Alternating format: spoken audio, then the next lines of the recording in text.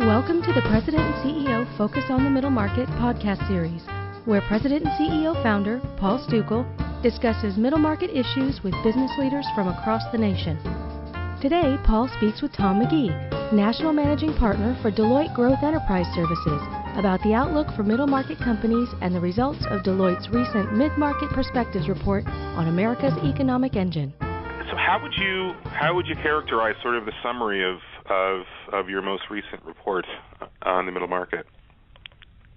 Well, I think that, and this is the third annual report that we've done. I guess I would characterize the mood of the survey respondents as one that is kind of realistic around the uncertainty that exists in the economy. Clearly concerned around the government budget challenges, healthcare and other regulatory costs, tax rates, et cetera. But also, I would say, being responsive to the environment that they operate in. And so, while there's a general level of concern about the broader U.S. economy, and in fact, the majority of respondents, expect the economy to grow at, less than 2%, that the mood amongst the respondents about their company themselves, their individual growth prospects for the companies that they lead, is more optimistic, with an expectation around growing top line and certainly, making investments, pragmatic investments, but making investments in things like technology and investing in their employee base, et cetera. So there's a little bit of a sense of kind of being realistic about the environment that they're operating in. I do believe that companies in the mid-market are poised to grow as the economy improves and as the level of uncertainty surrounding it starts to dissipate. Much healthier balance sheets than in the past, have become much more productive, and so I think there's real conditions that would allow them to grow at a more rapid rate. But that greater uncertainty, which has been a consistent theme for the last number of years, still exists for sure. It's interesting you mentioned that, because we've been talking about these reports, you and I, for quite a while now, and as each one comes out, there seems to be, my impression is that there seems to be a hardening of some very key things, which is, and it's almost a resignation that the uncertainties that you identify are going to be here for a while, in the sense that the focus has been so strong on tightening your balance sheet, making it strong, almost pulling in the reins a little bit in terms of M&A and potential expansion outside the U.S. There just seems to be a sense of, okay, we're going to hunker down, we're going to really focus on our core, and we're going to wait. We're going to stockpile our cash, and we're going to wait until some of these things sort themselves out, and we're resigned to waiting for that to happen. I mean, is that thinking of the trend of these reports, is that a fair statement? Yeah, it's interesting. I think the theme of uncertainty is consistent. What has changed a little bit is, what's driving the uncertainty. Yeah. So whether it's been the European debt crisis, in 2011, or just the impending fiscal cliff in 2012, and I think today just the broader sense of the government budget challenges and concern around tax rates, et cetera. That theme of uncertainty has existed. I do think that, I wouldn't say resignation, I would say pragmatism is probably the term I would use, because I do think the participants and this is pretty consistent with the companies I speak to. I mean, they want to grow, and they're competing to grow, but they're also being pragmatic in where they invest, and how they invest, and when they invest, given this broader uncertainty. And obviously we've been living with this veil of uncertainty for a long period of time, and I think the memories of the financial crisis are still fresh enough that nobody wants to put themselves too far out on a limb in regards to getting too far ahead of where the economy could head. And so I would say pragmatism for sure is very much present here. Sure. Yeah, I thought another striking thing about, speaking of the investment perspective, I thought another interesting thing was that the companies seem to be shifting to a much longer term horizon than they have previously, which I thought was interesting, given, again, getting to the point of pragmatism, as you term it, in the sense of, okay, we're going to prepare for the long term, because the short term we don't know what's going to happen. I mean, that's kind of how I read that. Yeah, I think the types of things that they're investing in are generally more tactical. Things that have a shorter return, technology, et cetera. Clearly, the longer term horizon, and that kind of speaks to focusing on balance sheet health and financial position and so forth. I mean, there is certainly a return to kind of positioning yourself to be healthy for a long term.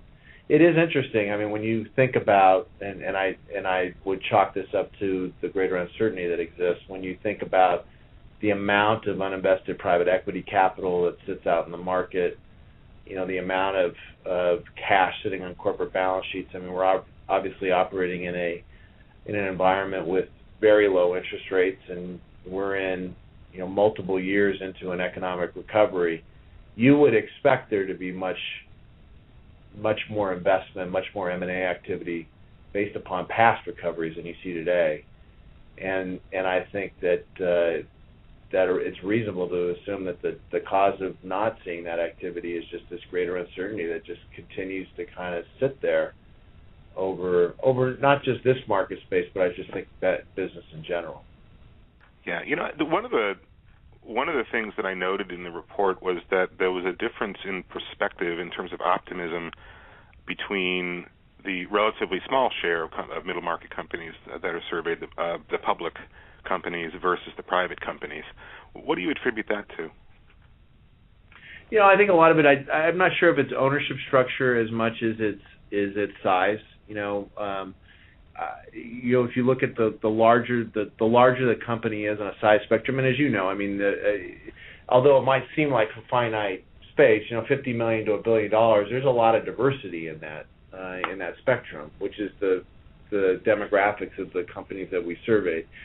And I think the larger the company is, generally, and I wouldn't say it's robust optimism, but they generally tend to be more optimistic than those that are on the smaller end of the spectrum, and probably because there's a sense of a greater ability to absorb a shock that could happen, or that they perceive could happen.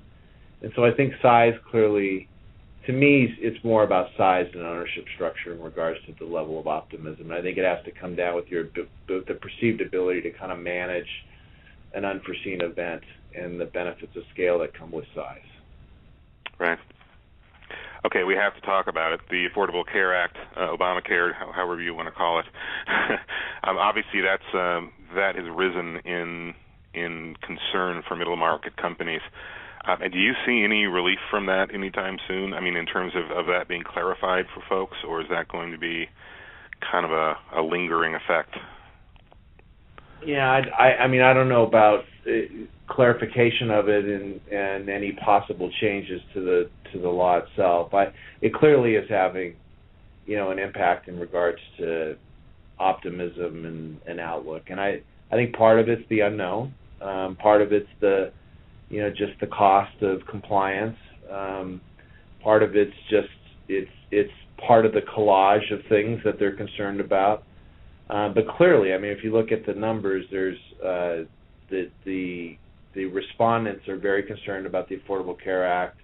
The majority believe that the cost of compliance with the Affordable Care Act will be significant, and with many of them anticipating a very sharp rise. I think it's something like 40+% expect a sharp rise in the cost of compliance and related costs.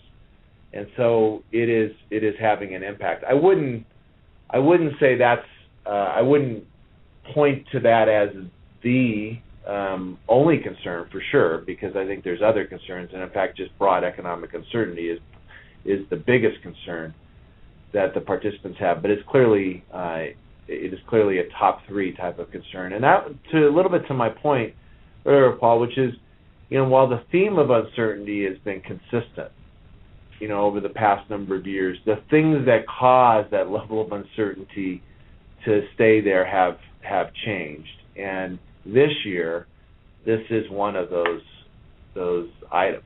The Affordable Care Act and its implications. Noticing I'm not sure it's dramatic, but it's clearly there. The companies seem to be more focused on the United States than they have been previously. The interest in expansion, finding growth overseas seems to have dropped. If you look at the numbers, is that surprised me a little bit, to be honest with you, because the U.S. market obviously isn't growing incredibly rapidly. And my thought would be that they would look overseas. That seems to be on the wane rather than growing. Yeah, I think it is interesting, and I think intuitively you would expect to see more interest in that. But the flip side of that is, I think, one, back to this whole element of pragmatism and kind of focusing on your core and trying to grow with what you have as opposed to expanding ahead of the curve. Number one. Number two, although the U.S. economy hasn't performed as well as we all would have liked, it's performed better than many other mature markets, and then growth in some of the emerging markets is starting to be challenged a little bit. And so I think the combination of all those things, along with just the added belief around complexity and so forth of going global, coupled with the uncertainty and coupled with just there isn't the type of growth certainly in the European Union as many would have hoped for, and China's growth slowing, et cetera. I think all those things are contributing to less appetite to go global.